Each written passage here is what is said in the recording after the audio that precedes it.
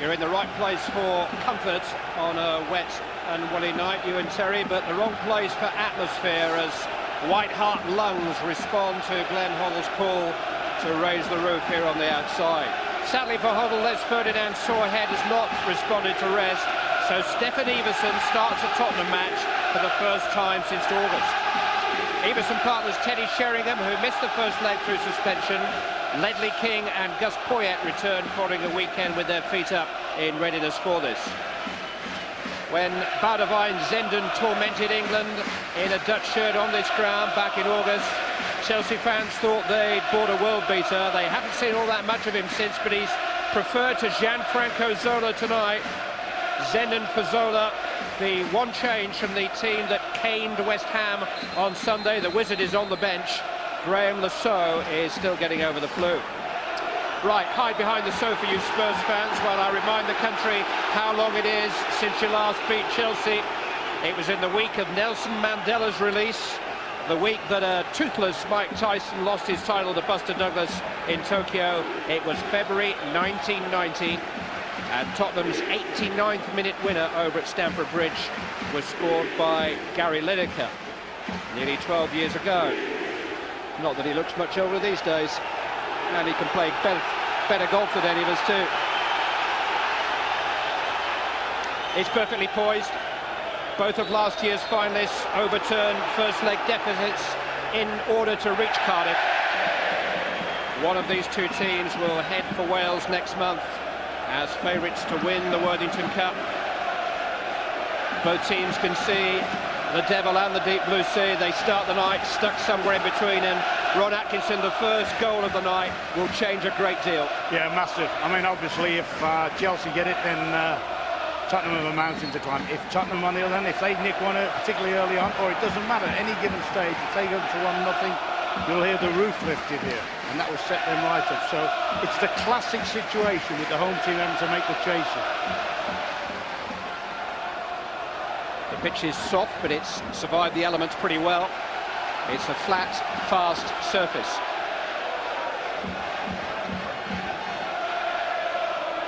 Gardner to Perry.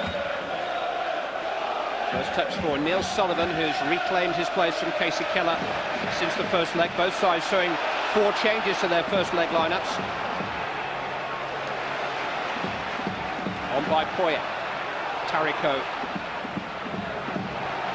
Here is Boudewijn Zenden. The most convincing of clearances. Sherwood into the path of Davies.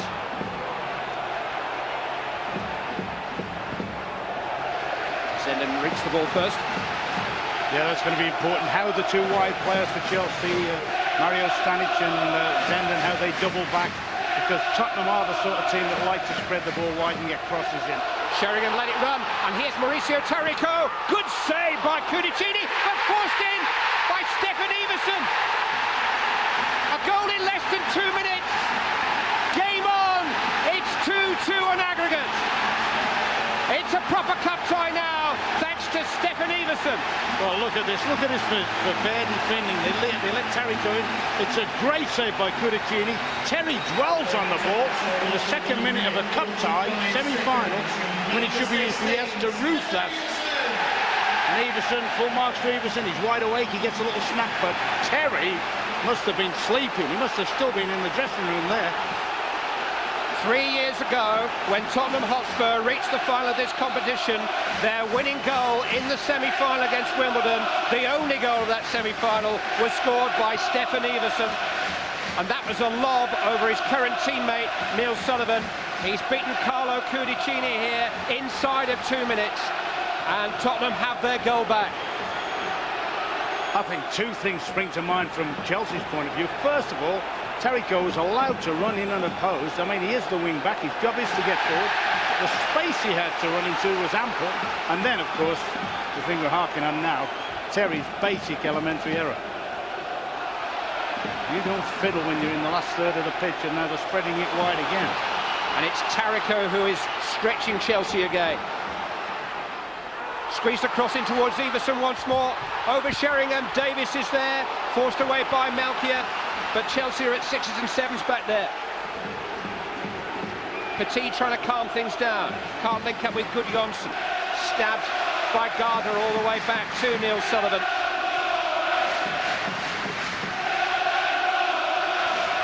Well, how ironic, because the loss of Les Ferdinand in the hours leading up to kick-off was such a blow to Tottenham Hotspur. He was badly concussed at the weekend and was sent home in the hope that he would be fit for the FA Cup tie here on Saturday, but his replacement, Stefan Iversen, has scored the goal. Well, that's a nasty one from Terry Cole. Given the benefit of the doubt and say it was unintentional, Stanic reacted, and probably rightly so. Referee tonight is Mark Halsey, who won general acclaim for his handling of Leeds United and Arsenal at Ellen Road on Sunday. Martin Keown might not agree, but he had a very good game there in a potentially explosive situation. The fuse has been well and truly lit here tonight.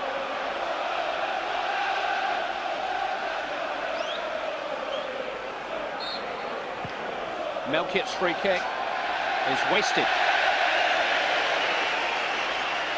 And Claudio Ranieri's Chelsea just haven't got out of bed here yet. You know, I've been watching Petty since the game started. He is absolutely strolling. I know he's the sort of player that likes to get on the ball and dress it up, but he didn't look as if he was switched on. Even the movements that started, that got Terry Cohen, Petty just looked to be ambling about in midfield.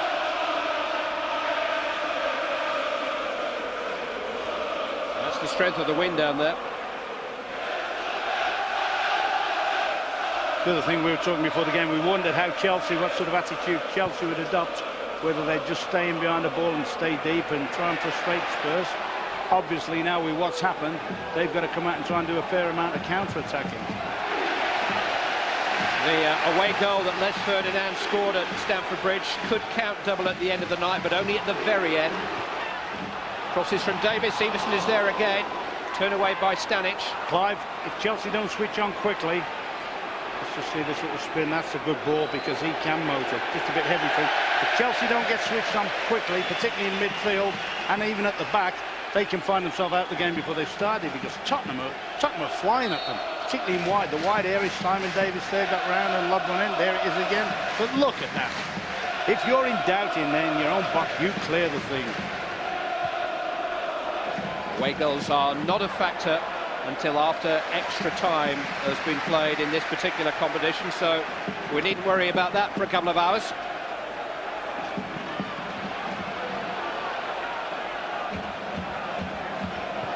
Tottenham have started in a mood where their away goal may not be necessary. Iversen losing out that time. Lampard trying to steady the ship, on by Hasselbank to Gudjonsson. There was a foul there by King on Hasselbank. Referee tried to play an advantage.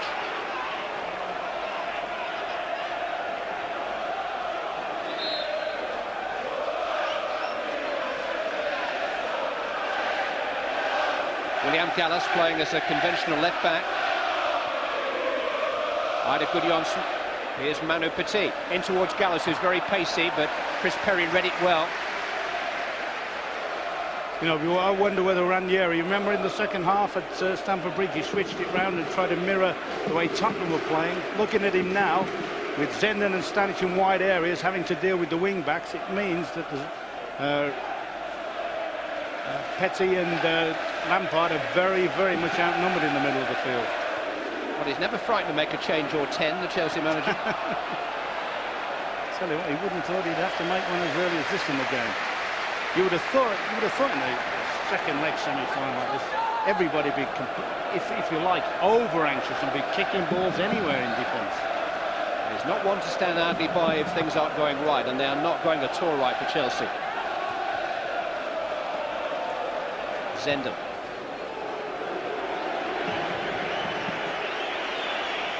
The other thing you'll be looking for as well, he's got some players with massive reputations. I mean, his front players won't let him down, that's for sure. But the likes of Desai, the likes of Petit, Zenden, big players, played at the highest level. They've really got to try and get a grip of the game. Sheringham was trying to buy a free kick. Referee could not have been better placed.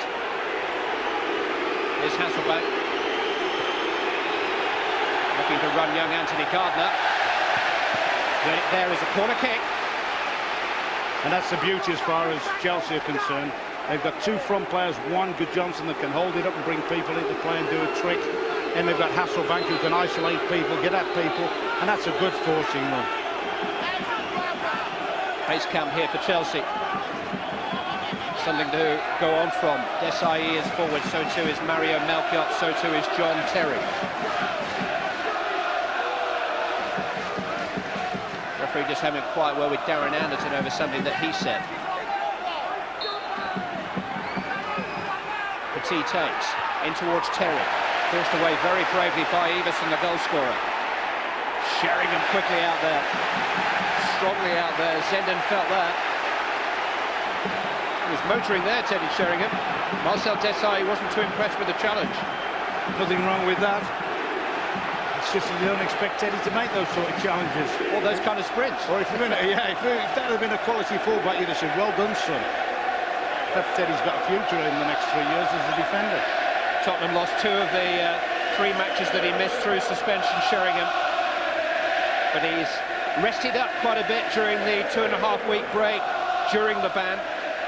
And Glenn Hoddle says that he's looking particularly frisky as a result of that. I think that Bouda Zenden might just agree. He's been in the job 10 months now. George Graham won this competition within 5 months of taking over. Spurs' first trophy for nearly 8 years. An overdue return to Europe, but he couldn't ever quite make himself at home here. Home is where the heart is, and Glenn Hoddle's heart has always been at White Hart Lane. Zenden's evening appears to be over. Sam Dallabona is being readied. He only lost his place through suspension at the weekend, the young Italian. But Zenden clearly shaken and hurt by this Sheringham challenge. He is unable to continue.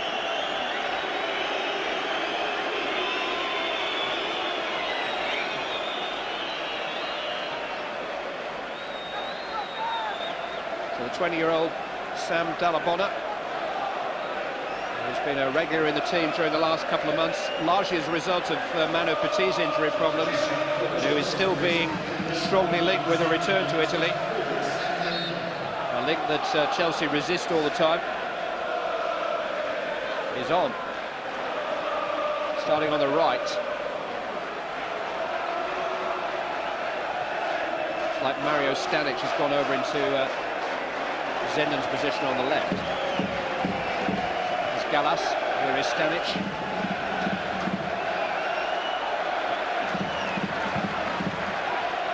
Sheringham, calmly into the path of Poya. Jabbed on towards Davies.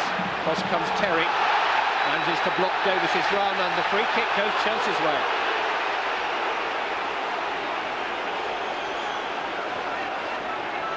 Important for Chelsea that John Terry gets that mistake, which led to the Tottenham goal, out of his mind quickly. When he gets across here, he's got to make a decision. He's got to make sure he gets it right. He could possibly have obstructed Davies there. I think Davies might have a little case there.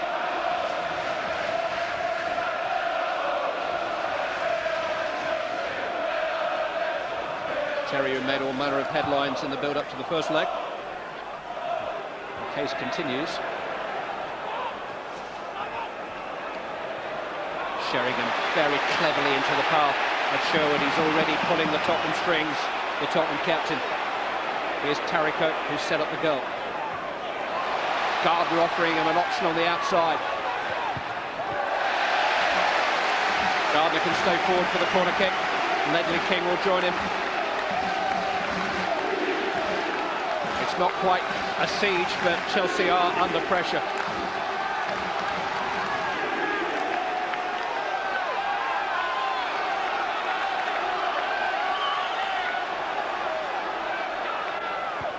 Anderton takes in towards King. Oh, it's a dangerous flick. Iversen didn't quite gamble on it, although it fizzed in front of him at quite a pace. That's a great little nick on. His work, Melchiot past it. No. Any sort of touch and that goes in. I think Stanic's got a touch behind King. I don't know whether that helped or hindered, but Iversen couldn't reach it. But at the moment, there's absolutely no composure about Chelsea's performance. They've definitely They came out the block slowly, and they've been rattled, and at the moment they can't get themselves into the game. Chelsea have scored 11 goals in the 3 games they've played since the first leg. They are the form team of the 2. Tottenham have beaten only 1 of the 7 Premiership sides they faced in the last month. And the last Premiership side they want to face are Chelsea, their friendly neighbourhood stalkers. But maybe this is the night.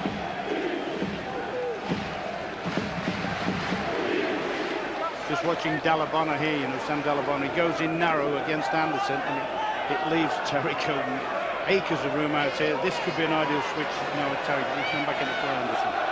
It's a good ball from Anderson too to Poyet. Now Sheringham. Perfectly I was going to say perfectly waiting for Davies. For once, Sheringham's weight pass was maybe an ounce too heavy. There's a goal kick. You expect a perfect pass from Sheringham. Now there is a Premiership match being played tonight, and it's a match of some importance. It's at Filbert Street, and it's Leicester City 0, Arsenal 1. Arsenal's game in hand tonight, which if they can win will carry them into 2nd place in the enthralling Premiership title race. Leicester City 0, Arsenal 1 in the Premiership. Van Bronckhorst the scorer.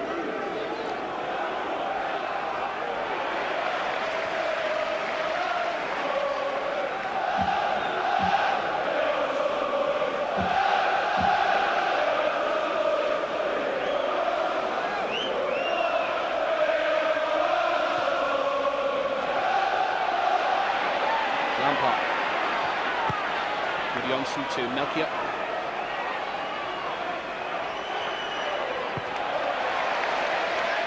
Gains by Tariko. Iversen into the path of Sheringham. Tariko. Anderson.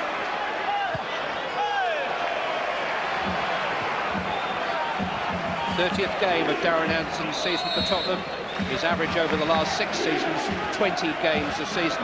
At last, with his 30th birthday on the horizon, Darren Anderson seems to have cured his fitness problems. Might just be in time for a visit to a World Cup. Yeah, he'll certainly relish the amount of space he's getting tonight. I'm watching Lampard and Dalabona, neither's sure whether to go with him or not, and incidentally he just moves in between them. He's got all the space in the world, and I think that's a big advantage at the moment for Chelsea. Petit linking with Gudjonsson initially, unable to return the favour.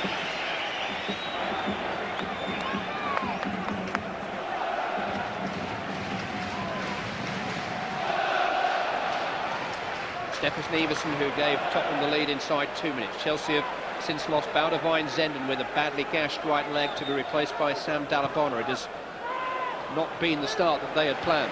Just like watching Ranieri there, he's trying desperately to get some tactical nous onto the field.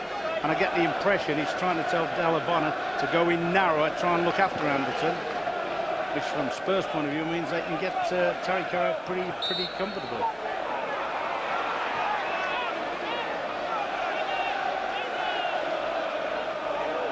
Started the season with Boudewijn Zenden on the right and Jesper Bronkier on the left. 2 very adventurous wingers in the 4-4-2 system he prefers, but both have had fitness problems almost ever since then. You know, I think at the moment, Clive, he'd be well advised to do what he did at half-time and try and mirror them. Push Melchior in there. He's got 3 central defenders anyway. Gallas can come in and play alongside Desai and Terry. Stanic has had good experiences playing as a wing-back. And push Melchior into this side and then get 3 narrow midfield players, get Dalabona going narrow, because at the moment they've got to try and win more of the ball. We would have hoped to have had Graham Lasso available this evening, but he only resumed training yesterday after a bout of flu over the weekend, so he's watching at home. Yeah, I would have thought that would be part of the reason Zenden had been selected as well, if anything, you know, to give him a natural left footer out there. Now all of a sudden they've lost Lasso yesterday and they've lost Zenden in the first 10 minutes or so. So at the moment, the only natural left-sided player they've got is Petit, who is not really making much an impact in the game. Here's Stanic, who's fitting in on that side. He's won a free kick from Davies. Gianfranco Zola played out there in the first leg.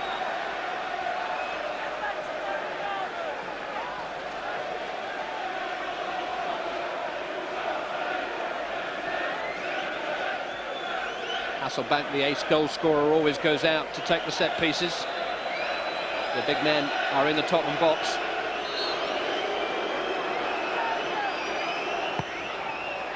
In towards Stanic, and Sullivan, I think, just about beat him to the punch.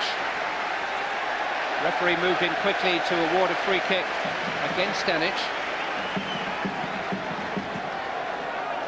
That's a fierce whipped-in ball there, and they're all coming in the blue flood, and I think the referee has taken a sympathetic view and protected the keeper a little bit more.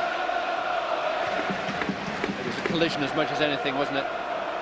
I mean, that is some decision the keeper has to make, you know, when you see a flood of shirts coming in at you like that. I don't think you look. I don't think you look at anything other than that white spherical object in the air.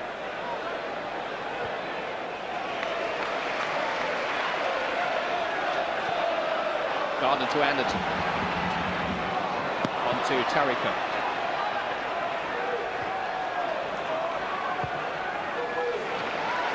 There's a confidence and a pep about Tottenham. Yeah, they've been brave. They've been very, very brave. Glenn Hoddle certainly... Oh, go on, there's Jimmy on a run. Lampard trying to pick out Hasselbank. They are going to be so dependent upon Hasselbank and Good Johnson today. Resounding round of applause for this man, Ledley King, for his defending there against Jimmy Floyd Hasselbank. That's not a bad pass either towards Iversen. Not a bad first touch either. And John Terry managed to get his body in the way. Tottenham have a corner kick, a thumbs up to King from Iversen for this pass. Yeah, look, they're all over the show. I mean, Iversen's done well. He's pulled on the shoulder of Terry. He's done well to get his shot away. Terry, for a start, is ball watching, doesn't really know where Iversen is. And Melchior's not in a position where he's come round on any sort of cover. I think tactically, they're in a dreadful time at the back. Anderton takes towards Iversen. Terry did just enough against him. Roughed him up as they leapt to try to connect with the ball.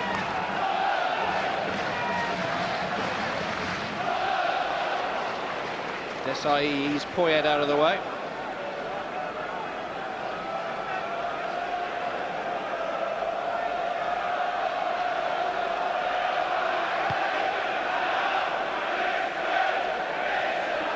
It looks very much as if that's what's happened. He looks as if he has narrowed down at the back. That's Gallister going a little bit closer alongside the two centre-halves. Here is William Gallas. I'm not sure Melchior's sure what's going on. Whether he thinks he's got to play as a back four player or play as an attacking wing-back. Gallas freed by Stanic's clever flick. Held up by Davies. It is a Chelsea throw. Gallas suddenly found himself in a cul-de-sac. Stanic with a useful cross. Good Johnson maybe being held by Gardner. Tariko wasn't quite sure what was happening around him. Cheap corner conceded. Better for Chelsea though. They started to build up some momentum, getting 3 players around the edge of the box, and they have got some firepower up there. The big guys up the back, and Stanic, he's never really shown what a good header he is of the ball yet, I don't think, at Chelsea. Petit takes. There's some pushing going on by Mario Stanic. And when we first saw him, when he first came into the side in the Croatia side, he seemed to be getting on the back stick an awful lot with his head. There's another one of those ugly whipped-in balls, and they've all gone in there again. It's Rep and half have to be in the wider weight club to make decisions there, don't you? There's so many players converging on it.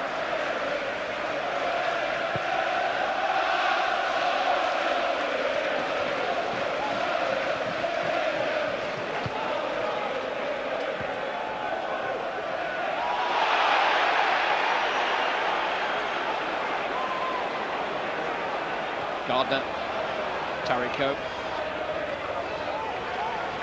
Sherwood, now King, offside Iversen. It's not just the length of the spell that Chelsea have cast over Spurs, it's the potency of it. They've beaten them 6 times in a row now, won 5 of the last 6 here at White Hart Lane. They won 6-1 here not too long ago. They won with a last-minute goal here on their last visit in September. It's discrimination.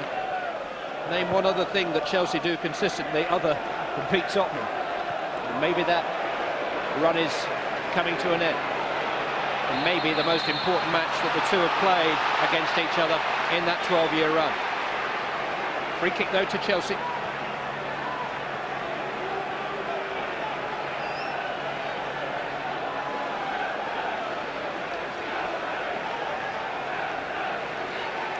While this is going on, before they take the kick, Ranieri's having a right conversation with Delabon. He's trying to get him to do a specific job, I think, in the middle of midfield to get the width.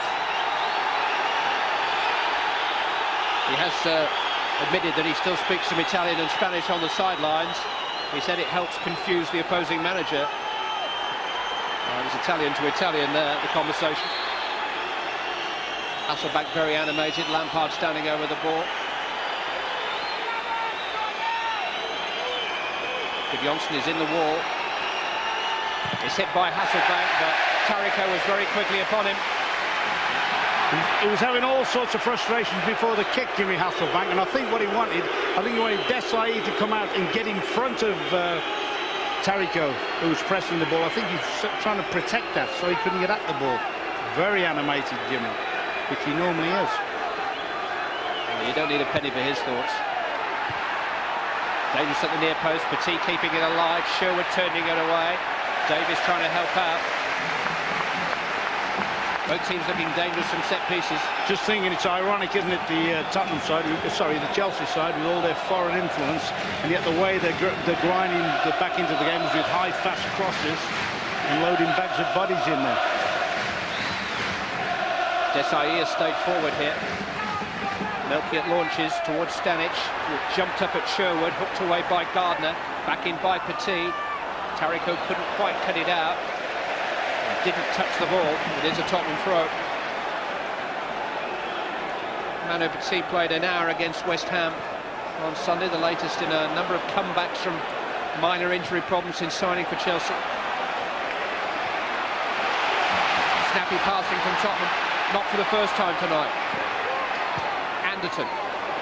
Space for Teddy Sheringham. Stanic did really well to get back with him and make it as difficult as he could. That's obviously something Glenn Hoddle's talked a lot before the game about as well. You know, it's been a long time since I've seen Anderson get into so many wide positions. Seems every time that Tariko goes in field, then Anderson's only too happy to come wide. Flag is up.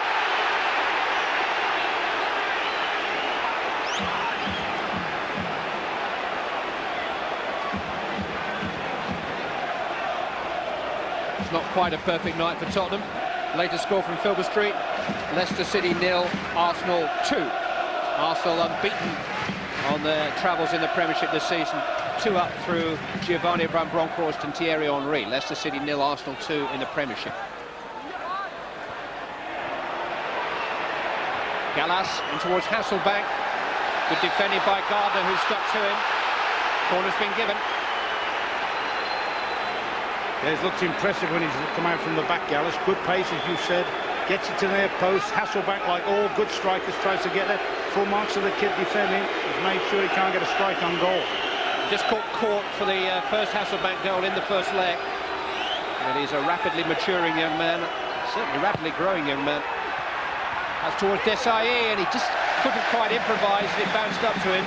In the end, he got a little bit too much on it for the men just in front of him. That would have been ironic when the worst corner either team's hit. It's an awful ball, really. It's caught everybody by surprise. Anderton into the path of Davies. On again for Darren Anderton. Poyet was arriving. Melchiot saw it all the way. Cleared. Petit. Stanic. Hasselbank making the run beyond him. Gardner again is the defender. Forced wide by Sherwood. Tackled by Sherwood. Won the ball. It's fallen for Lampard. Frank Lampard. That's better, but that was about time. I thought it was about time somebody of his stature, Desai, imposed himself with the way he went in there. And they need something like that, I think, Chelsea. Somebody to trigger them off. And you look at him, big, powerful, World Cup winner, the whole lot. He's the sort of player you're looking for to turn it on tonight. He's the sort that should be grabbing the game by the scruff of the neck, dominating, dictating. And he is the Chelsea captain this season. They need some leadership and some guidance from somewhere. He's definitely took Dalabona right in narrow now. Poyet skipping away from Melchior.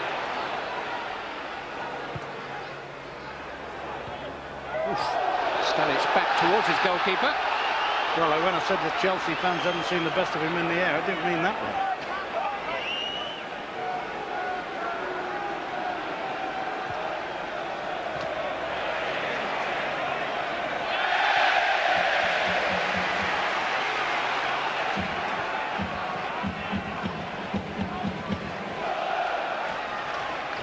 Oh, that was a bit loose from Anderson, but Perry managed to smuggle it away as Hasselbank came in.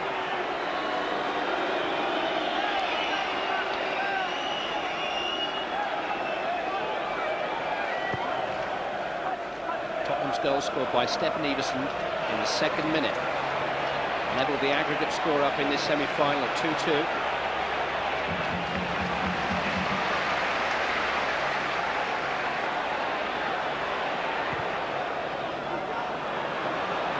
Saeed starting to impose himself a little. Hasselbank. And by Dalabona to Stanic.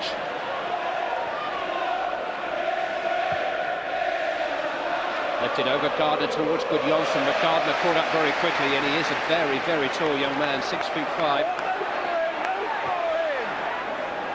And premature of me to suggest the ball had been lifted over him, I think. Run back by Melchior, held up by Gardner. It'll fall for Gudjonsson. It just wouldn't stop bouncing. Tarico cleared. Sheringham controls. Anderton.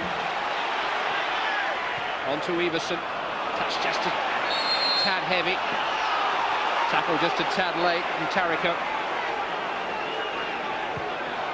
I think it's a terrible game, really, for Petit to be playing in if he's only had that little short spell. I mean, at the moment, he's not, obviously, he's nice and tidy in possession when he's got time and space, but it doesn't look as if he's near the pace at the moment. Sheringham thought about the early ball to Iversen. In the end, Anderson tried to steer it towards him. He has had less than 3 hours of senior football since the end of November. So we're talking a couple of months and a couple of games, really.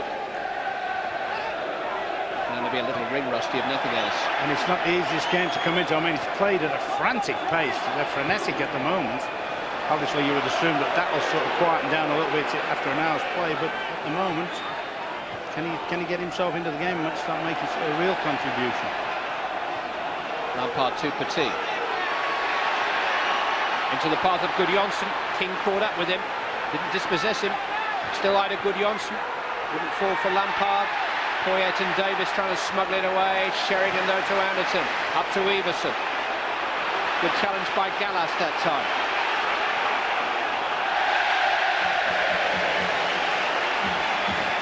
Wasted by Terry, but Chelsea more of a factor now. Yeah, I think the tactical switch has helped them a bit. Dalabona's gone into an area where he may not be the greatest ball winner, but at least he can be somewhere near Poyet, somewhere near Sheringham when Sheringham drops off. And they've evened it up in numbers in the middle of midfield. I'm still not sure that Melchior's quite sure about what his role is yet. Whether he's playing half as an orthodox fullback and half as one in the press. And I think he should go right against Tarico and win that battle. Here's Poyet! It is a corner. It is a save by Carlo Cudicini. It is a sweet, sweet strike, a typical strike by Gustavo Poyet. Oh, this is all about instinct. I mean, he is passing on to this one, and that's a great half volley, and that's a tremendous save by the Italian kid. Great save. That is Poyet at his best. Latching on, run off the back of Petit.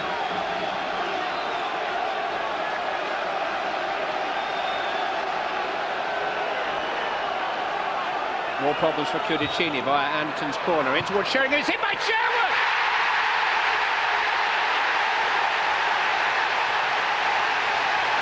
For the first time in the semi-final, Tottenham Hotspur take the lead. Tim Sherwood is the goal scorer.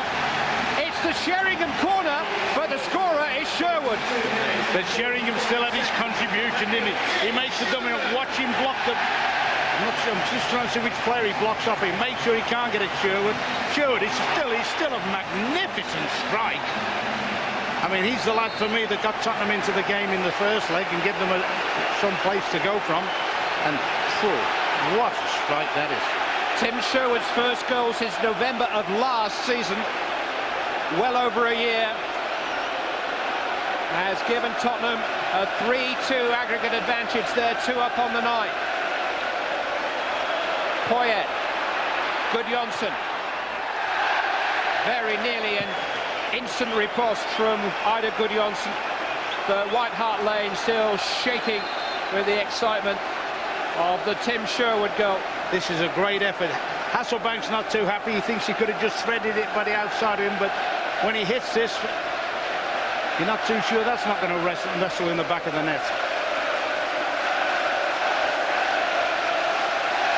Well, Tim Sherwood came on after half an hour of the first leg when Stefan Freund was very unfortunately injured. There had been some talk of him leaving Tottenham prior to that. Glasgow Rangers was the name being mentioned. Suggestion from Ibrox that Freund's injury had put a stop to all that. Well, he has scored a goal which has put Tottenham Hotspur A within sight of the Worthington Cup final and B within sight of a victory over Chelsea. And they have to look a long, long way back over their shoulders for one of those. What have Ranieri's Chelsea got to offer?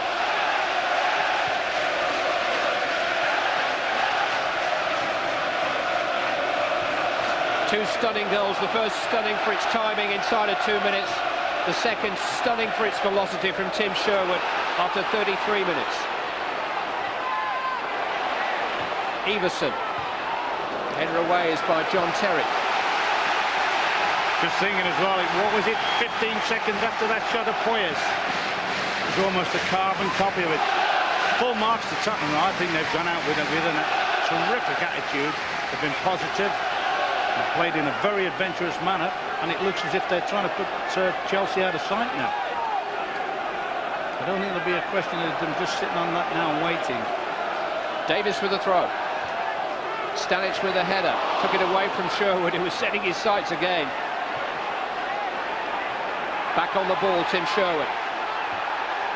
Stanic forcing him wide. Anderton a little boxed in.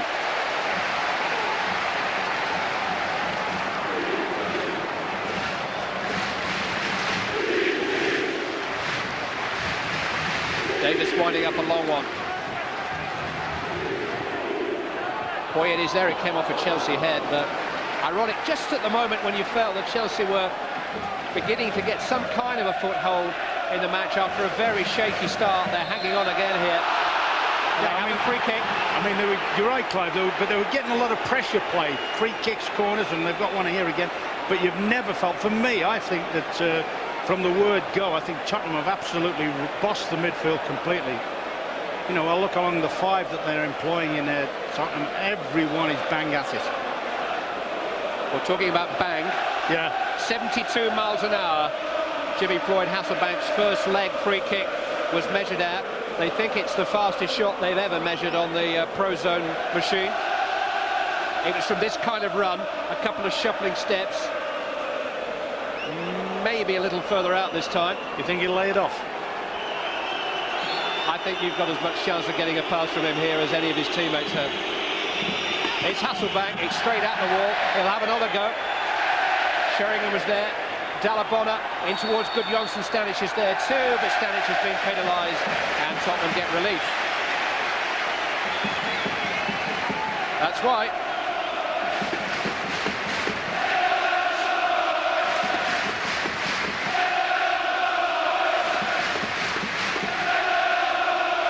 There was always a certain inevitability that he would manage this club one day. Glenn Hoddle is a great believer in destiny, and for it is written. And maybe Tottenham are destined to win tonight. They certainly deserve their 2-goal lead. But it's only 1 on aggregate. Gardner. In towards Iversen. Couldn't quite climb high enough against Gallas. In fact, jumps into Gallas, or was it an offside? But when they attack, you know, Tottenham, they're only attacking really with Iversen as the spearhead. Sometimes Sheringham or Poyet going and joining. But even now, Chelsea with three central defenders, he's still getting in between them.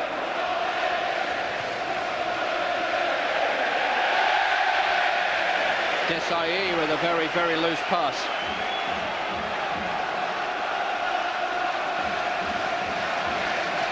Well, sometimes you can make an analogy between a football match and a boxing contest.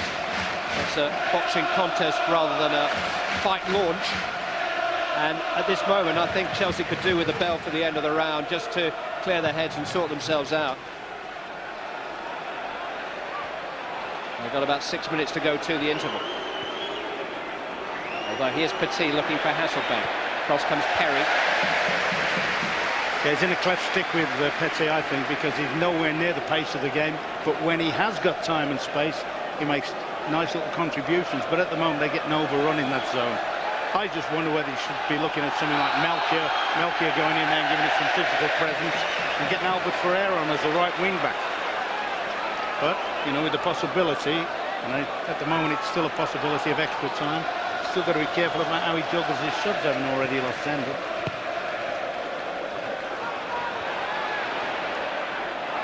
Desai slipping, couldn't quite recover, did just enough to smuggle it back into the path of Gallas.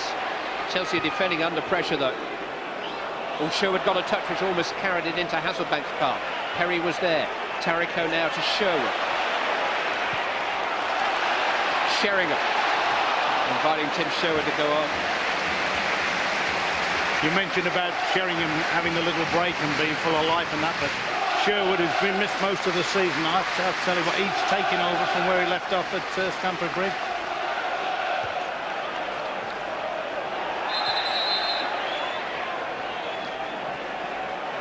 Tarico caught one full in the face there.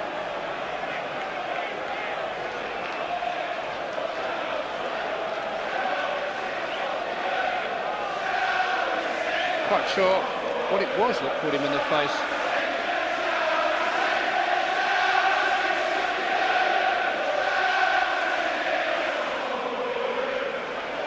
Clearly in some discomfort. Here he is on the right of the shot. Well, it was the left elbow of Ida Gudjonsson, and seen it a second time. It wasn't quite as innocuous as I thought it was the first.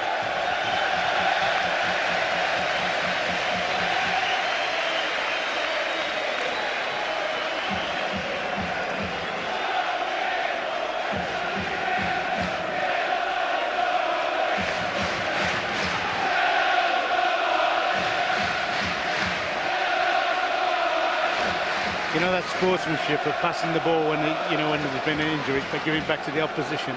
It's been clever there, Sheringham. He's put it into the last third of the field, which is sometimes, and then call the rest of the team to box it up from there. It's sometimes a hard position to get out from here with a throw-in. It is a semi-final.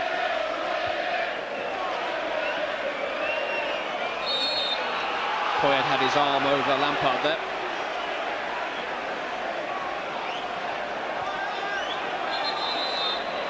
Ball was moving when Lampard took the free kick, so he'll get a chance, or Chelsea will get a chance to atone for what actually was a wayward free kick.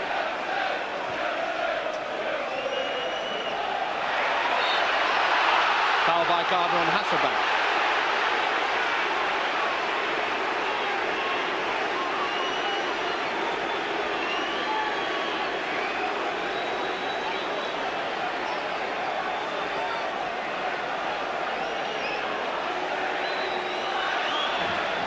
Johnson has been joined by Desai and Melchior. Hasselbank takes just behind Desai.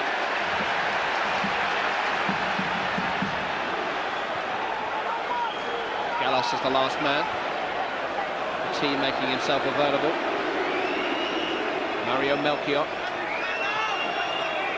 Jimmy Floyd Hasselbank. On to Ida Gudjonsson.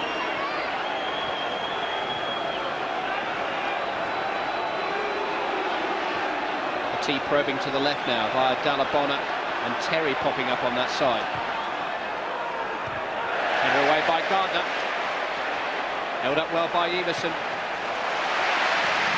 Right minds in that Tottenham midfield. Sheringham and Anderton and Poyet, they're on the same wavelength. There's some of the one-touch and little layoffs, and little slick passing, and when they come out of the defensive situation, has been brilliant. Iversen after 2 minutes, Sherwood after 33. Tottenham lead by 2-0 on the night and by 3-2 on aggregate. Davies with a long throw. Iversen managed to get his head to the ball.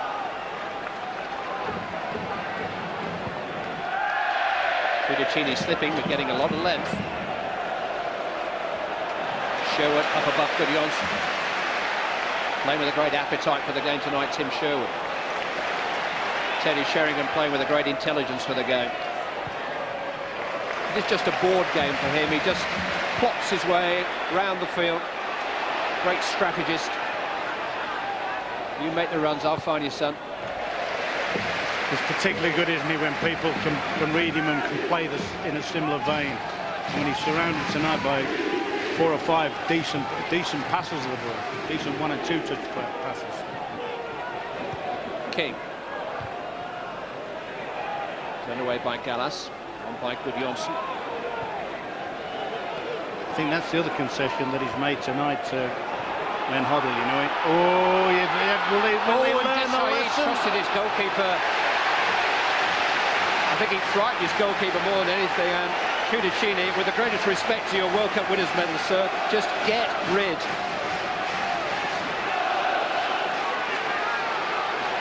Corner kick. But that may typify what's going on at the back. They've been easy-osy and for me sloppy. Last moments of the first half. Anderton takes, headed away by Dalabona. A Tottenham-dominated first half. There will be an additional 3 minutes. I mean, we talk about the midfield, which for me has bossed the game for Tottenham. I'll tell you what Glenn Hoddle's done well and different than he did in the first leg. He's dropped Chris Perry into a very deep sweeper position to perhaps nullify Hasselbank's pace. Did flash at 3 initially. I'm not sure it was then replaced by a 1. Free kick taken with a moving ball again. It's in the laws, he can't play advantage there. That's written down, black and white. Ball's got to be stationary. Not a question of applying common sense or anything like that. Hasselbank down to Petit.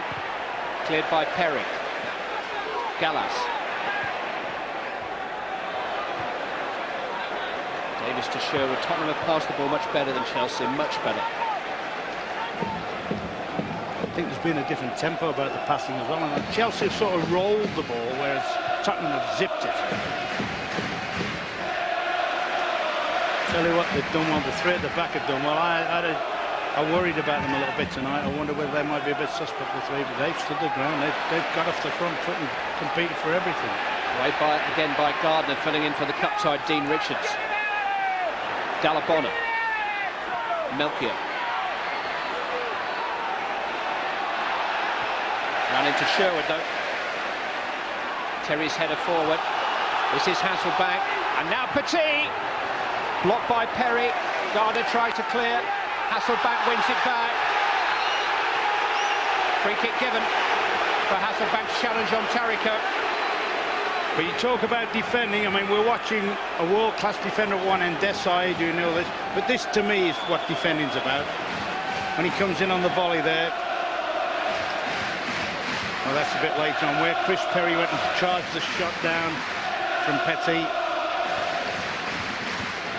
That's about attitude. That's about wanting to protect your goal. And they've done that brilliantly, the three at the back. It's a very, very good Tottenham first half and a terrific performance. Sheringham with a little touch. Desai at the stretch. Simon Davies.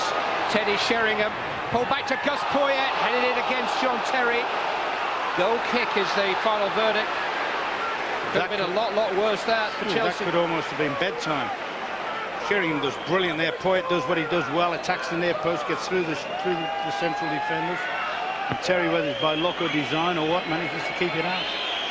Bounced against the falling Poyet. Here's Stanic charging down, the attempted clearance by Davies, but Tottenham Hotspur in a hurry. They started the evening marginally behind, They're now marginally in front thanks to Stefan Iversen's goal inside of 2 minutes, and a storming second from Tim Sherwood just after the half-hour mark, and Tottenham Hotspur are full value for their half-time lead. It is still, though, a tenuous aggregate lead. We'll be hearing from Bob and Terry in just a moment, but at half-time here, Tottenham Hotspur 2, Chelsea 0. Back to Ron and Clive. You know, Ron, the only thing that worries me about Tottenham Hotspur going to Cardiff, Chas and Dave might make a cup final record. Come on, you Blues, I say. Only kidding. No chance of Chris Waddle coming back with the manager, is there? Well, Glenn Hoddle was White Hart Lane's original pop idol. Not quite sure what Simon Cowell would have made of Diamond Lights. Next, I think he would have said. But Hoddle represents a Tottenham era that is a hazy memory to too many of their supporters.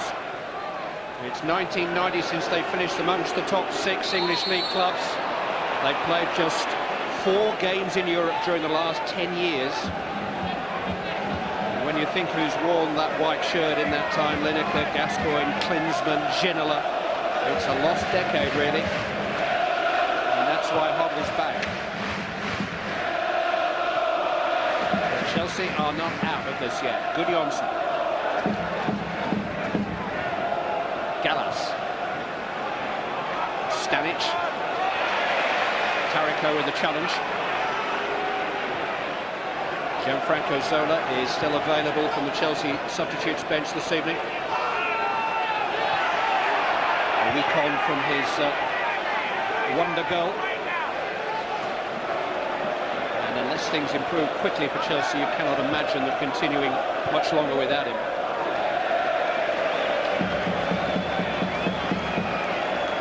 There's the wizard, as he was dubbed by his manager after that triple Salco goal last week.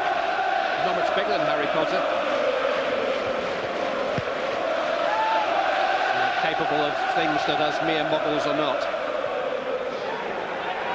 Desai to Lampard, of whom we've seen relatively little. Hasselbank crowded out.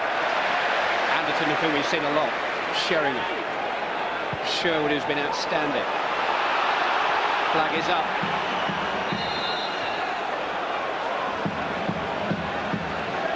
And everywhere you look around the field at the individuals, Ron, ticked by virtually nearly every Tottenham name, maybe across by virtually every Chelsea name, yeah? Yeah, I mean, you've got individual battles going on all over the field, and we've got one on the left-hand side here, Mario Stanic, who, for me, doesn't look at all suited to playing on the left-hand side.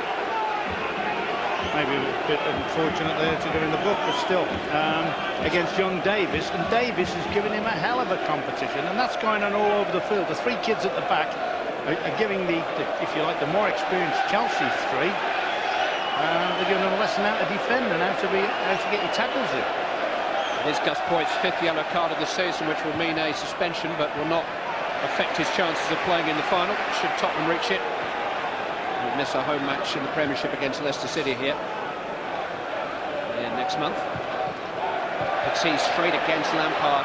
Petit just hasn't been able to command things at all for Chelsea. Well, a lot of management. What a pass that is from Anderson. And here's Davies arriving. Simon Davies. Cudicini held on. Yeah, may have been advised to take it on a few more paces and cut it back across the face. But once again, that's typical. He was on the front foot. He was ready to sprint forward. We've just seen it with Gardner there.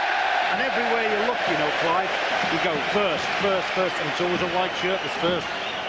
I mean, there maybe if he'd have just knocked it out of his feet one more time and then he'd got the opportunity then of shooting or flying it across the face. And so far, Chelsea have been able to find that rousing start to the second half that Terry Venables felt they really needed. It's still Tottenham on top. Sheringham looking for Anderton. Lampard coming between them.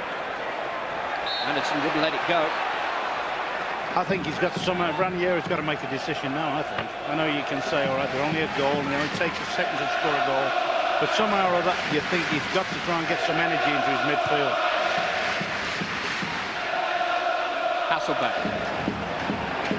Time for King.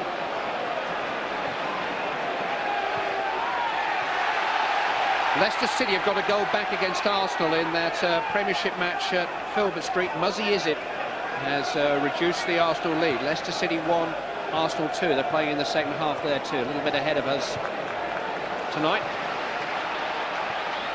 Arsenal with a chance to go second in the league this evening. Sheringham got a touch. This is Tariko. Poyet is breaking down the centre. Instead it's Anderton. Now in towards Poyet. Cleverly for Sheringham! That is a picture, an absolute picture. A wonderful goal to put Tottenham Hotspur within touching distance of a cup final. And if that is the goal that takes them to Cardiff, they'll remember it for the next month.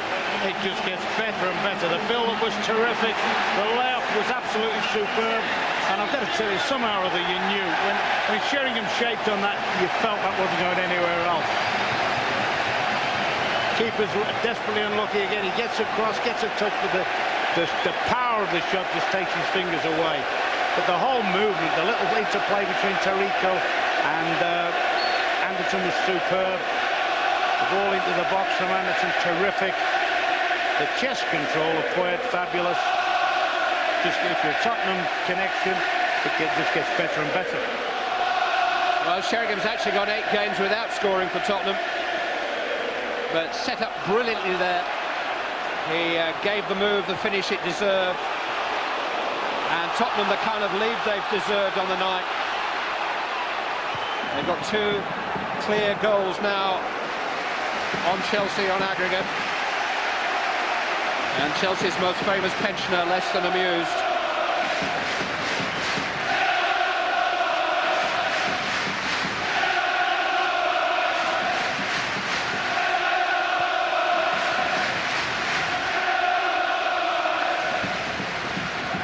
Tariko and Perry getting in each other's way. King, though, is able to clear. Gardner into the path of Sheringham. Has he wasted a pass tonight? I can't record it if he has. Anderton hasn't wasted many. This is the best game I've seen Anderton have in years. I mean, she seems to have popped up all over midfield, and yet has shown that great desire to get back into those wide areas. Back in the England picture against Sweden in November. He played the last half hour there for his country. He has big tournament experience. If they were on the plane tomorrow, he'd be going. Sheringham might be too. On towards Iversen. Petit made a challenge, but it's come for Teddy Sheringham.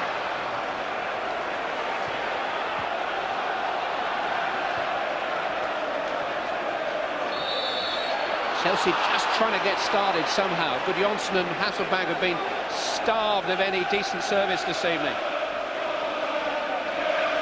No chance to add to their 35-goal combination for Chelsea so far this season.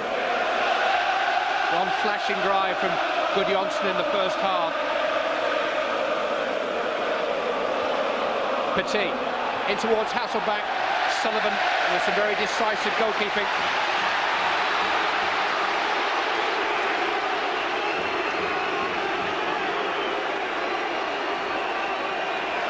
Just caught Jimmy's arm as he went by.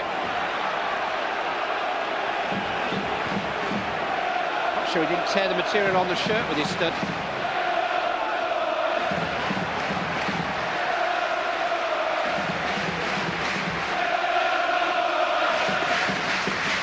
Next football on ITV is tomorrow evening. 2 of the top 6 in the 2nd division, Brentford and Brighton meet. We start at 7. And we've got a Premiership extra next Wednesday night at 11:30. This wonderful Premiership race continues with all of the top 6 in action on Tuesday or Wednesday evening. All the goals there next Wednesday night in the Premiership. Stanic. Too long for Petit.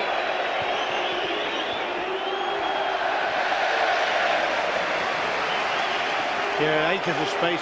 Mario Stanic working out on the left-hand side, but obviously more suited to playing on the other side. Hits an awful ball, over-hits an awful ball.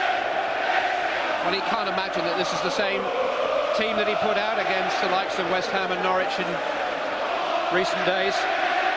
They've been overwhelmed tonight from the moment that John Terry made those couple of errors which led to the opening goal inside of 2 minutes. They've been completely unable to recover. Terry has forced a corner, in fairness to him. To be fair, in the first half, this represented their best opportunities, didn't it? Free kicks where they could load people in and maybe scramble some sort of a chance. Manu Petit will take. He's in towards the head of Gudjonsson. Hasselbank jumps through the goalkeeper, jumps into the goalkeeper and is penalised. Teddy Sheringham happy. Melkit with a raised arm. Mike Tyson and Lennox Lewis are in there somewhere. Now the card is coming out. Melkit certainly raised his arm in the midst of that, and there's a red card. Oh, it's Jimmy, is it?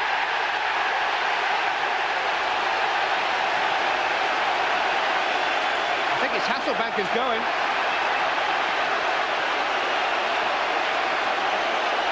I think Sheringham's trying to protest his innocence. Watch Hasselbank being pushed. Well, it's Melkit's arm that's raised. Tariko had a little slap on the back of Melkit's. You know, looking at that scramble, Clive, I think Hasselbank is probably the player with who has he got the wrong man? Least. Oh, he's got the wrong man. Got the wrong hand, I think. I think if he's sending somebody off, he could send 2 or 3 off if he's going to make that as an instance there. But he's definitely, Hasselbank is definitely blameless there.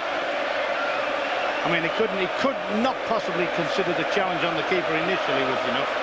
Could have been that little melee there. He's definitely got the wrong player. And I think Sheringham, to be fair, pointing it out, and I think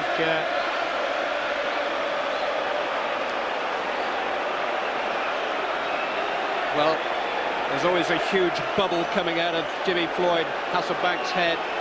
You don't need any special powers to read his mind, but his feelings are understandable if, on the evidence of what we've seen, he is a victim of mistaken identity.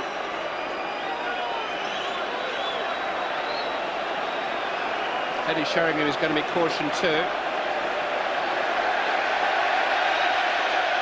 That is yellow.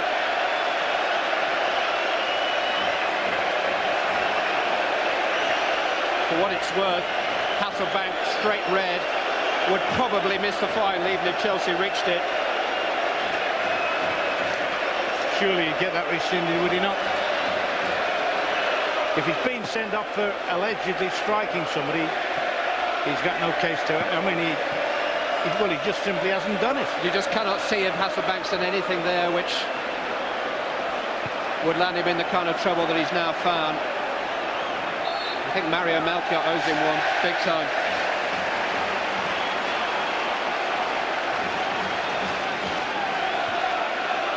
You're not surprised that maybe somebody in the Chelsea side, the frustrations are boiled over, and Hasselbank has got a short fuse, we know, but on that occasion,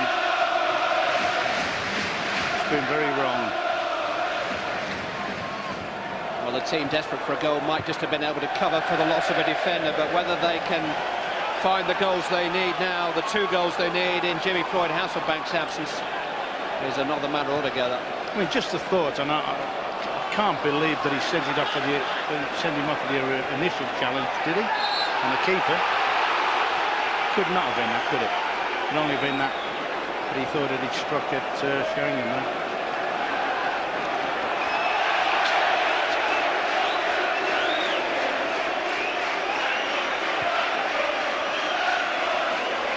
Well, Hasselbank, the hero of the first leg, your man of the match of the first leg, must now watch the remainder of the second, although I suspect he's already in the bath. And Melkit was late there on Tariko. Chelsea have lost it here.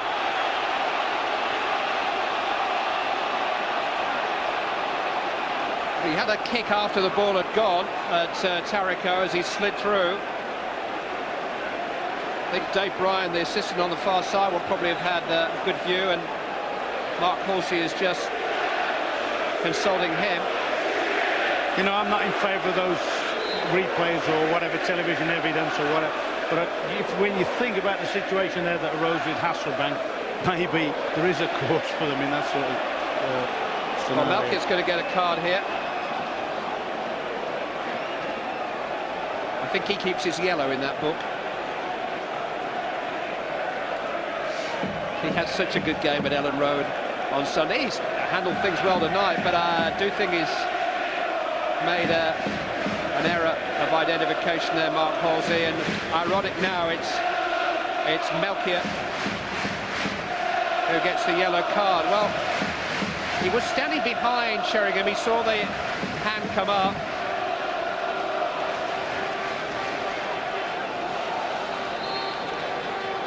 Anyway, Melkett gets a yellow when he might have had a red.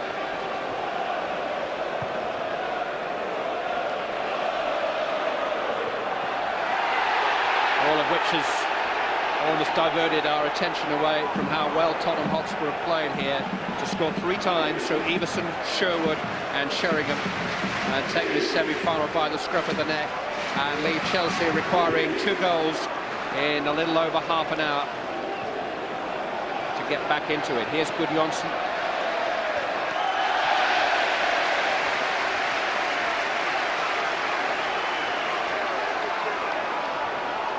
Petit, Gudjonsson again.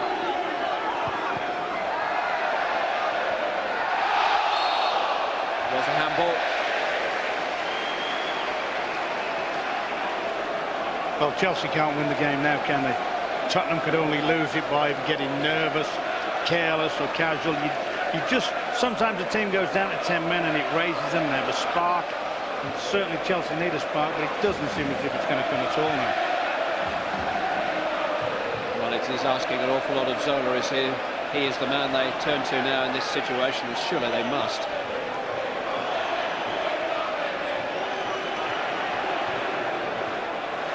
Given away by Desai, who has not had his best night. He's been awful.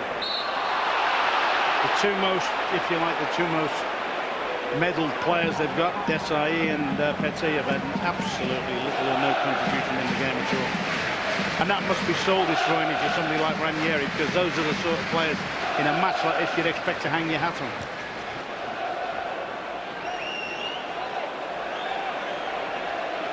When you know full well if you're at Manchester United or Arsenal, you know, your Vieiras, your Roy Keane, your strong men, they play well on a night like this. Comfortable for King. Iversen down. Poyet with some space. Tottenham trying to make their extra man pay now.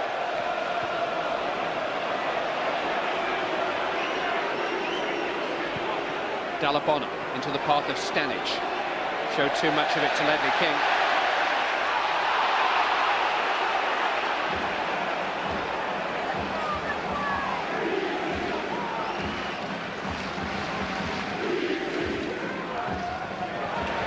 Stabbed away by Sherwood. Iversen, who's come back with a very tidy performance up front. Tariko in towards Sheringham. It must be a delight to play alongside, in fairness. Terry to Petit. Breakdown of communication again. Anderton couldn't quite add insult to the injuries with a nutmeg. Melkett. Petit. Here's Lampard. Into the path of Gudjonsson. But who's in the centre if he's out there? Held up by Gardner. Dalabona back in towards Gudjonsson, but Gardner stood his ground. Yeah, he had strength in there. He made sure that, I mean, that's a weakness in Gudjonsson. He's got plenty of all-round strength. He hasn't got that blistering pace, and they're lacking that now without Jimmy on the field. Davies has got past Stanic despite the body check. Simon Davies. He tripped himself. Managed to get back at Stanic. But that epitomises Tottenham tonight, and he's made a rick. He's quickly rectified it, and he's kept Tottenham on the attack. Okay. Are they enjoying themselves, Tottenham?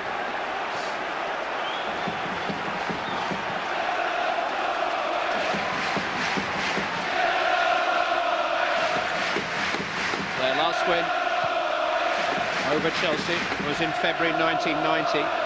They haven't beaten them here on this ground since August 1987. Nico Klassen came on as a substitute to score the only goal of that game.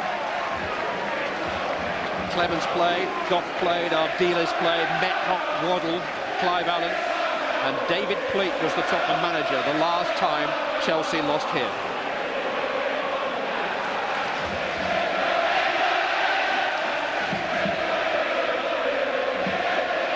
Melkett caught in possession by Tariko. Nowhere to go.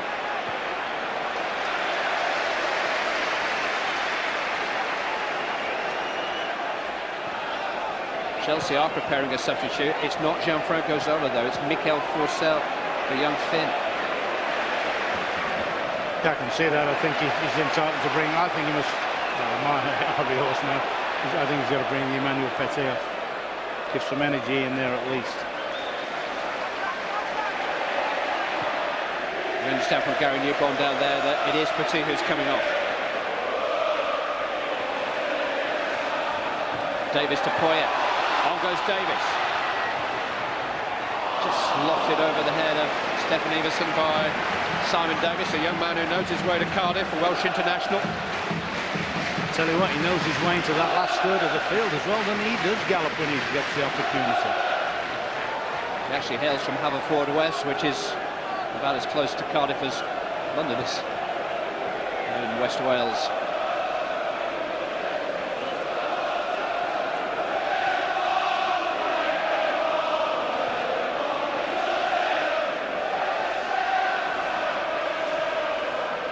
Dalabona to Gallas.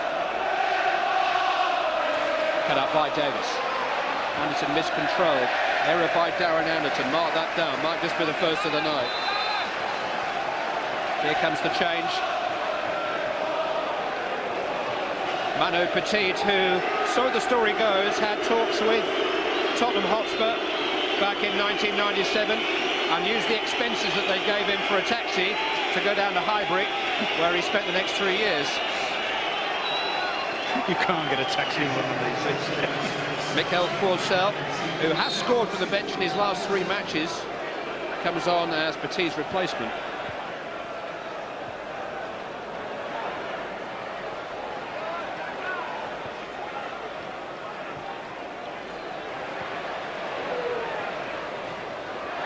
Anderson wins the throw.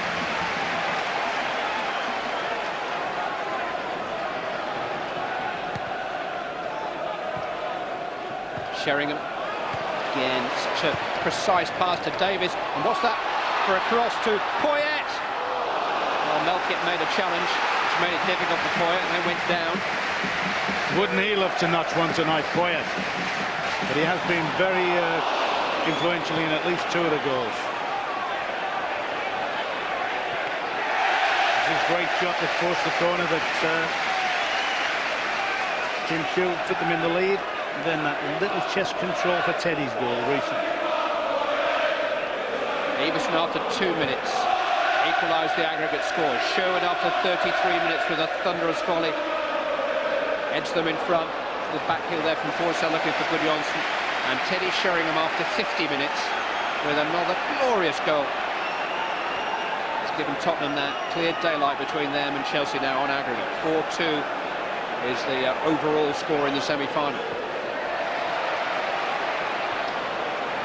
Gianfranco Zola is imminent for Chelsea. I was just wondering whether I would have thought that maybe Stanic, who hasn't made a big contribution at all on the left-hand side, which is fair dues because he can't play. He's not passing his position anyway.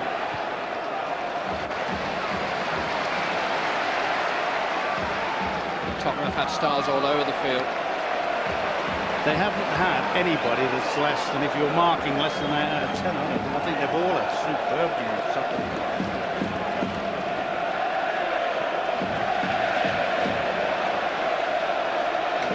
After 12 years of waiting, you're entitled to milk it a bit against local rivals. I also think the manager should get a big sort of congratulations because the way he's played, he sent them out there to get forward, to take the game straight away to Chelsea, and they've done that. This is matador football. Davies with a shot, beaten away by Cudicini. But they were toying with Chelsea there. Pass after first-time pass, putting their opponents one way and then the other and creating the opening for Simon Davies.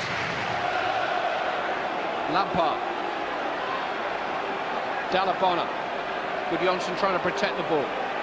Did that well. Melchior. Lampard. Now Terry. Gudjonsson unable to connect. Forssell maybe unsighted behind him. Just the moment then when it opened up for Simon Davies.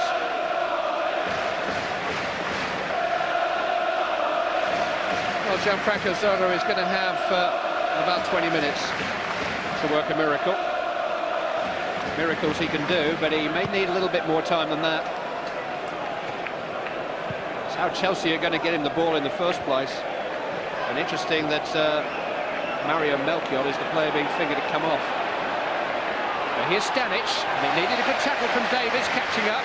Yeah, I think play from Forssell. I think that Stanic will probably go and play on that right-hand side then, as a sort of wing-back.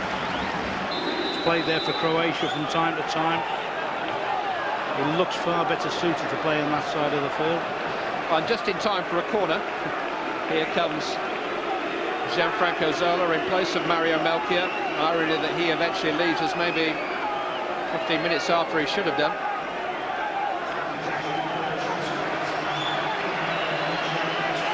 They haven't got Graham Lasso on the field, who provided the ammunition for Zola's wonder goal a week ago. Zola offering himself for the short one. Zola's cross, turned away by Iversen. Had a good Johnson. Anderson got to it. Dalabona forward though, Forssell to Zola. Davies in sharply. Given back to Good Johnson. He can dribble this boy. Just unable to link up with Forssell though.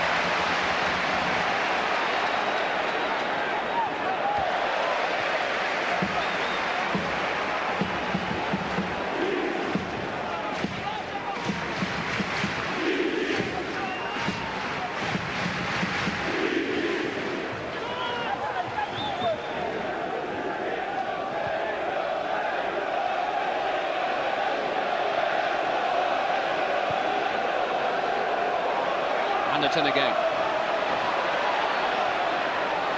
Davies getting in behind Chelsea towards Sheringham. Good defending by Terry. It is a goal kick in actual fact. But the more and more the game goes on, this lad's so full of energy and pace and zip. Simon Davies, he's just running off the back of Stanic. Well, he's going for fun now. Stanic doesn't want to go back with him now. And that's where I think that Glenn Hoddle must have wound his team up and got them right from the word go. They didn't sit back. The two flank defenders, the two wide wing backs, they got themselves forward very early, didn't they? Tariko for the goal. They continued to play that way.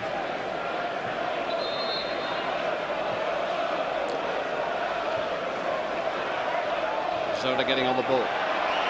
Terry just clipped the back of Chris Perry. John Terry's stuck at it after a really difficult start to the match. Downright bad start to the match. He's got heart, he's got spirit, that's for sure.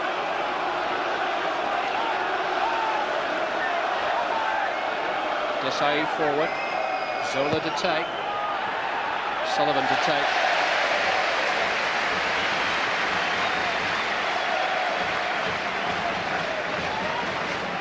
Have been immaculate from 1 to 30 tonight, Tottenham.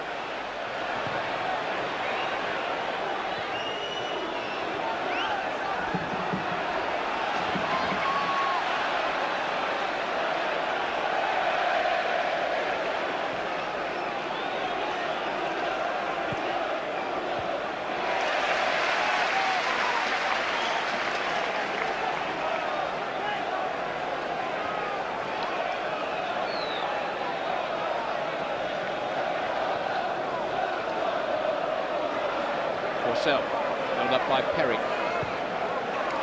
Davies busy again. Good passing again.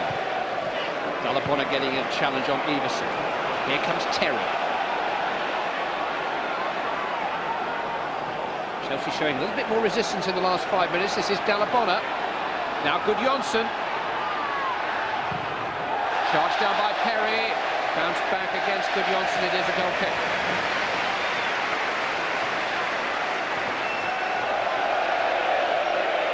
Once again, good defending. If you look at that and then look at the incident in the first half when Desai dawdled and nearly cost his team a goal, and see that that's a lad who's really he's all up. He's protecting his goal at any given cost.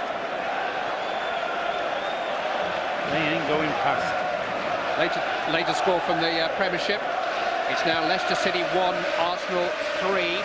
Sylvain Wiltord has added a third goal for Arsenal. Van Bronckhorst and Henry, their other scorers this evening.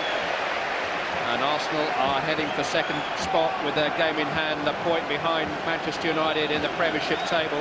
And tonight, 3 points will cover the top 5 if Arsenal win at Leicester. They're 3-1 up.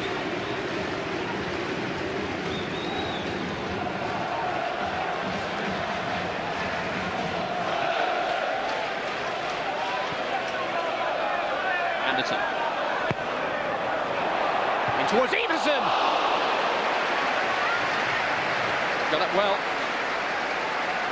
What an inviting cross this is, though. That is a lovely curling fast curl. Full marks, Iversen, bit unfortunate.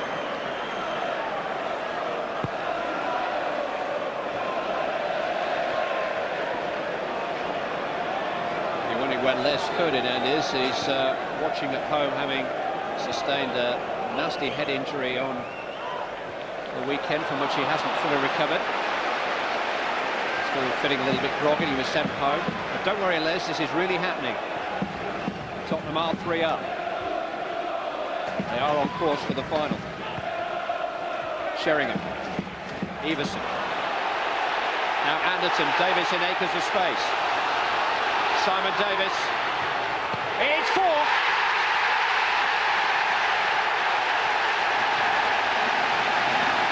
Tottenham Hotspur are going to the final in the style that their supporters demand. There was some slick one-touch passing on this side. Just takes the pace off, sees the picture, and this kid deserved it. He's charged forward.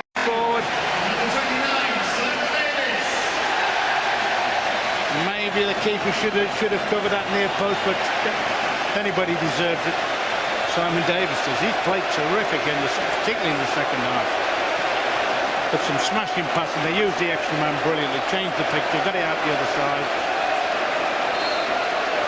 Well, Tottenham Hotspur's insistence on attractive football has been ridiculed at times during the last 10 years when they've been anything but successful. But it is a tradition here. It is a tradition which the manager is aware of and was part of and was very anxious to recreate. And tonight they have played with style. A lot of other qualities too, but plenty of style. And when the goals are replayed on the road to Cardiff, they will represent this Tottenham performance, because certainly 3 of them have been right out of the top drawer. Iversen, Sherwood, Sheringham and now Davies. 5-2 on aggregate. And unless Chelsea score 3 times in the remaining 13 minutes, Glenn Hoddle will lead Tottenham Hotspur out in a major cup final, having played 6 cup finals for this club. Only 1 in this competition, that was at Wembley in 1982, when Liverpool came from behind to beat Spurs. And oddly enough, Graham Souness, who will be the opposing manager in Cardiff, was in that Liverpool team. Here's Gudjohnsen.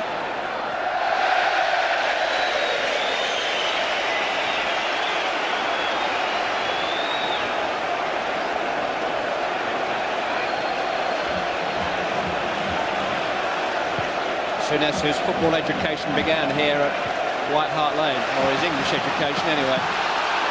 Here's Tariko. They don't need too much encouraging Spurs to get the ball wide and get wide wing-backs in, and particularly with a man light now. That's the way to use your extra man. Keep spreading and getting out on the opposite side and pull the opposition about.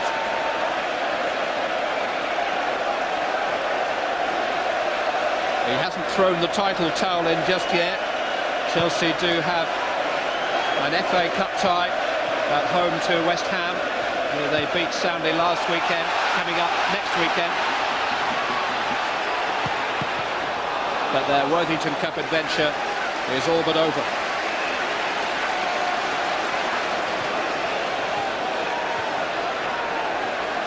Anderton. Too long for Poyet. His name is rather conspicuous from its absence now on the score sheet. Yeah, he's had a great contribution, hasn't he?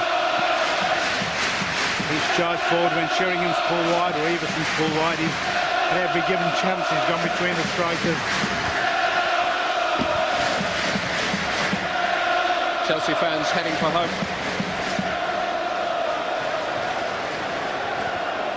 A fortnight ago they thought they were the ones heading for a final. And they'll look back on one or two moments, notably the penalty that Forssell didn't get in the closing stage of that first leg. But all the ifs and buts have been wiped away by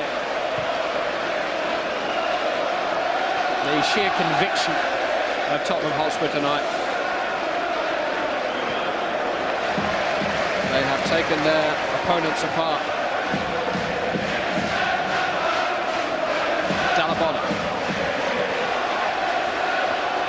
Terry, it's reached Zola, got his shot away, it struck Gardner. John Terry with an effort.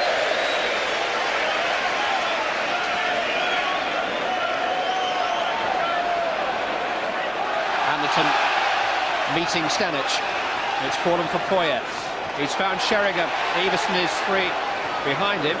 Even Teddy hasn't got eyes in the back of his head. Although you sometimes wonder. Look at that from Sherwood, it was inviting for Sheringham.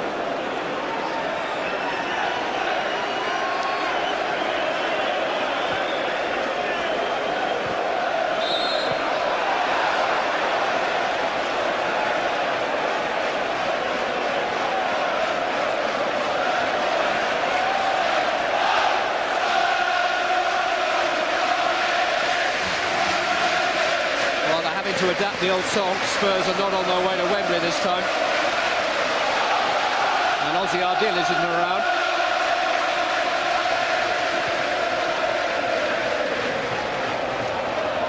But they like a cup final at this club.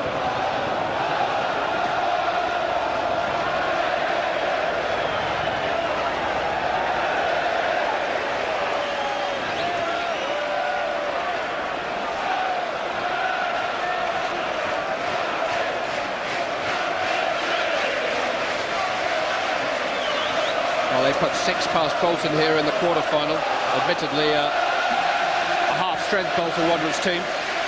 Sam Allardyce had different priorities, but Claudio Ranieri has put out as strong a Chelsea side as he could muster tonight, and they're facing the same kind of humiliation.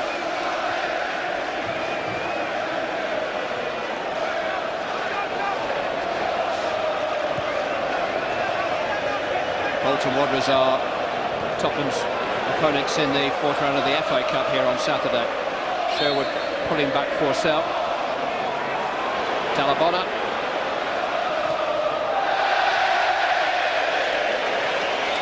It's a pretty young Chelsea side out there now, and they're hanging on, fighting on gamely, but they've had the stuffing knocked out of them.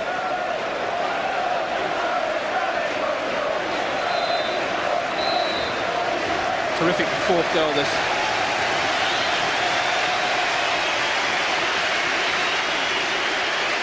Change up front, Sergei Rebrov will replace Stefan Iversen.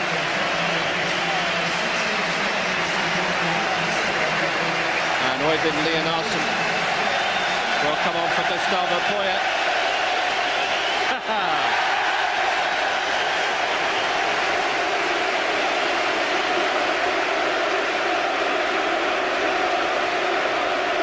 Well, Poyet won an FA Cup, a Cup Winners' Cup and a European Super Cup during his 3 years with Chelsea, and now he's hoping to start a trophy collection with Tottenham. And whoever his next door neighbours are, I think it's somewhere in the Windsor area, they're going to have a pretty noisy night.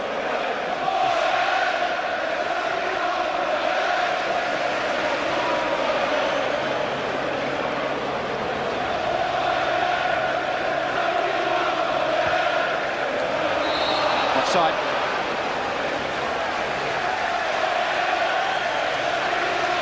Final score from the Premiership tonight from Filbert Street. Leicester City 1, Arsenal 3. Goals from Van Bronckhorst, Henry and Wiltor. And so Arsenal go second in the Premiership table. All level games now. Manchester United 45, Arsenal 44, Newcastle, Liverpool 43, Leeds 42. Anderson looking for number 5. Kudicini out. 3 points separating the top 5.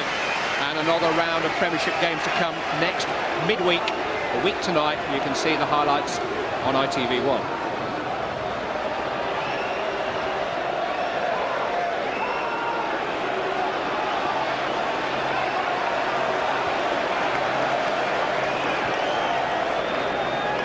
Zola.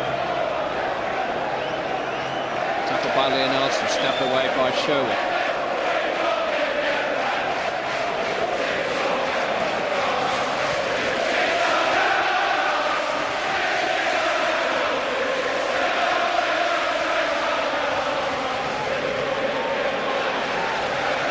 Chelsea just need the clock to speed up, really.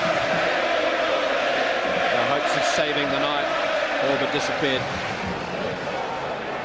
Desai has found Terry. Crossed in towards Ida Gudjonsson. Didn't make the headed contact that you might have expected of him. Yeah, it's the best chance of the night. Wouldn't have made any difference really to the outcome of the game, but that was their best chance.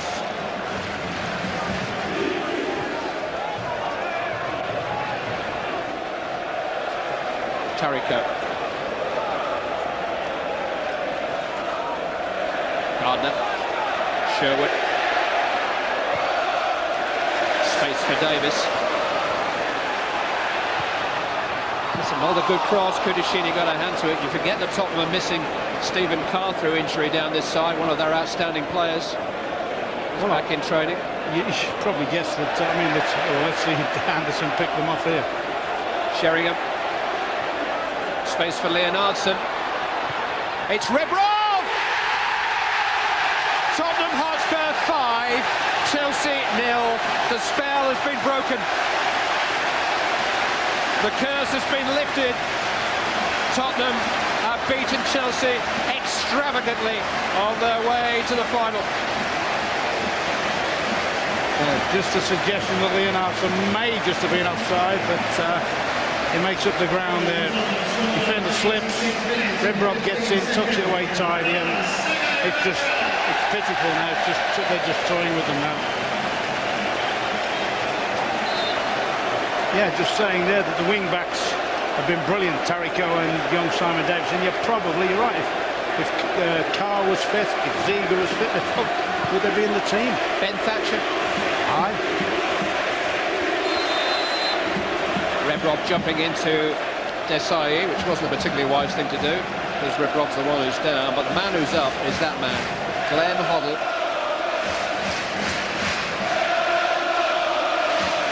And you've got to choose one of his players, and I think it might just be one of his players. As your Worthington man of the match. Who would it be, Rob? Well, I tell you what, you've got Sherwood and Sheringham who've given 10 out of 10 performances, so Anderson, who gets it, must have given 11 out of 10 tonight. But it's been a hard one. Simon Davies could have had a shout. Tariko, all of them. The kids at the back. Darren Anderson is Ron Atkinson's Worthington man of the match. If you want to agree or take issue, the ITV football website is the place to do that this evening. Message board is open. Spurs might not be finished yet. Gallas back there. And he, for me, has been Chelsea's best player, by the way. William Gallas, yeah. Yeah, he's stuck at it. He's played left back, right back, centre half, and he's getting in the way of Desai. The other one that would come in for little criticism would be the goalkeeper. But I don't think you get that any blame at all.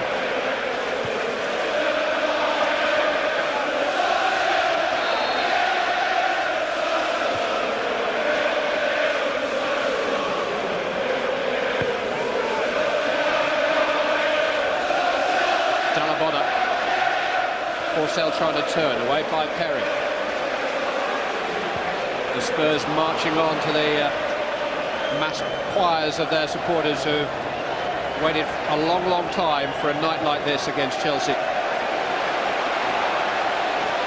No flag because Rebrov came back, and it's Anderson running from onside. Leonardson's waiting in the centre. Anderson might go for goal himself. Desai is back there.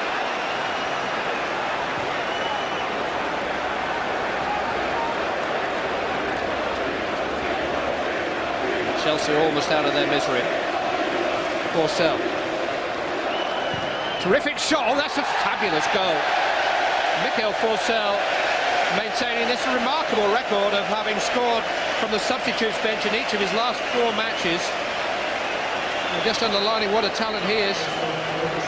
Yeah, it is a superb goal. Tugs it away from Berry and tucks a great shot away.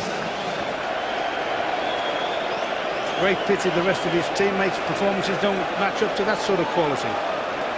He was a beaten semi-finalist last season when he was on loan to Crystal Palace, beaten 5-0 at Anfield that night.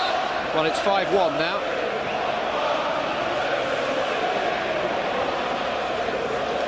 Tottenham's aggregate lead is still 3 goals, though.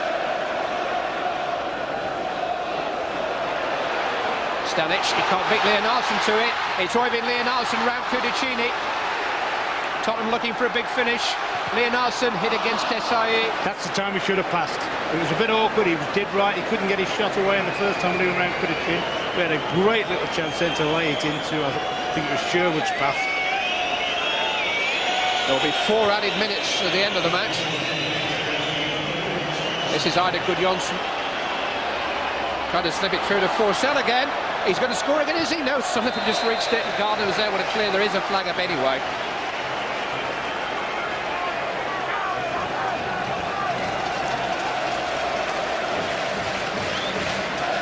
Well, he looked level at worst. Yeah.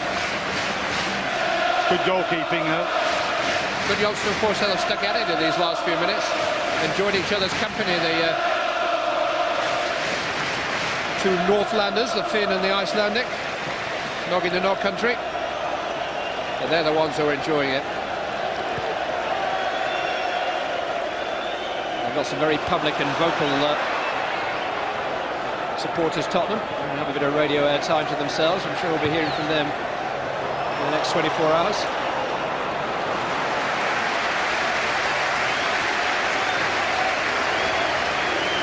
I mean, he's looked a terrific prospect on the right-hand side here, hasn't Simon Davies? And yet, I would guess when Poyet comes to the time when he's going to sort of fade away a bit, that this lad will go in his position.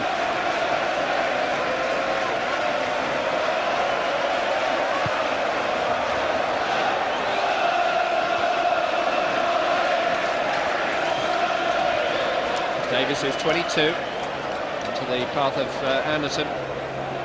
Behind them, 2 21-year-olds, King and Gardner. It's Rebrov towards Leonardson, cut out there by Desai. Terry first with the loose ball. There's Gudjonsson again. Dalabonna, some space for Zola. John Terry's waiting in the centre. Chris Perry clears.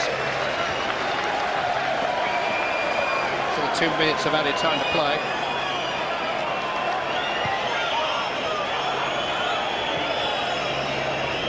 Johnson couldn't slip it past Sheringham, though. Too many tricks you can teach him.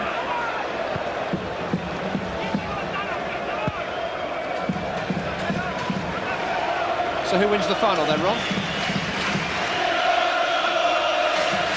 Who wins the final? I think a lot will depend on the day, who has players available, who's able to pick their strongest team. I think it's going to be a very tight game. I watched Blackburn play last week against Man United and I thought they were very unlucky not to come out of the game with something. You wonder whether Spurs can produce a performance of this type in a one-off match. Well, they have done tonight. You know, whether they've peaked too early, if you like. Yeah, I'm finding Graham Souness too. Here's Øyvind Leonardson. Sergei Rebrov. It'll be a good final. There's some good players on the field. You think of the Duffs and Janssens and Coles, what they can do as an attacking force, and we've seen Tottenham's attacking potential this evening. There's the lad that looked forward to playing in the final, because it looks as if he's going to play. Sherwood playing against his whole team. Never played in a major cup final, Tim Sherwood. He's been a title-winning captain with Blackburn Rovers, of course. And he was an England international a couple of seasons back. And on the evidence of what I've seen as well, if England had a problem, I mean, that is an area where I think we're strong at the moment in midfield. But if they had a problem, he could well get on the plane. You talked about the others, and rightly so. He's one I wouldn't rule out. I think there'd have to be injury problems, say Gerrard or somebody have a problem, but on the evidence of what it's produced in the last 2 or 3 games, we've been superb. It's a final you will see live and exclusive on ITV1 next month from Cardiff. Tottenham just trying to place one last cherry on the top of their cake. Sheringham to Davies. Underweight by Desai. Zora's been unable to influence matters.